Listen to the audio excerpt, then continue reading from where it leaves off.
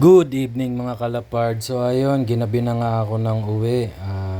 Mahigit 1 hour and 30 minutes yung biyahe ko pauwi sa amin. So medyo may kalayuan talaga. So ito i-unbox na natin yung ibon ko para mailagay ko na rin sa DIY loop niya. Kung makikita nyo sa personal tong ibon na to, talagang mamamangha kayo mga kalapards.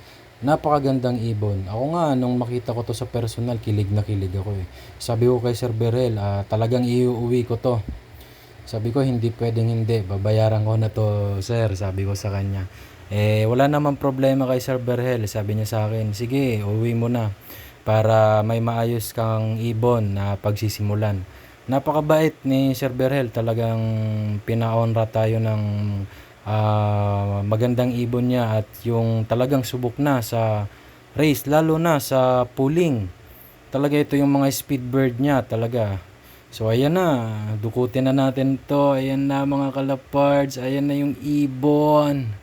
So ayan, eto na yung Jansen ko. So masyado pa siyang bata, 2 months old. Hindi pa siya nabubview ni Sir Berhel. Sabi niya sa akin, kaya nga pinapakuha niya sa akin para maibiewing ko na raw yung ibon.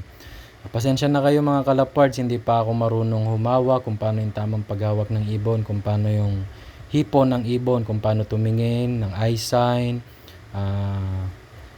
Pagtagal na pagtagal, malalaman din natin yan. Makakabisa din natin yan. For the meantime, ito na muna. Pagpapraktisan ko, alamin ko kung paano siya alagaan, and at the same time,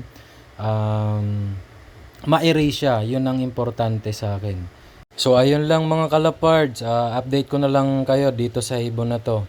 Magpapahinga na rin ako kasi medyo pagod na ako. Bye mga kalapards!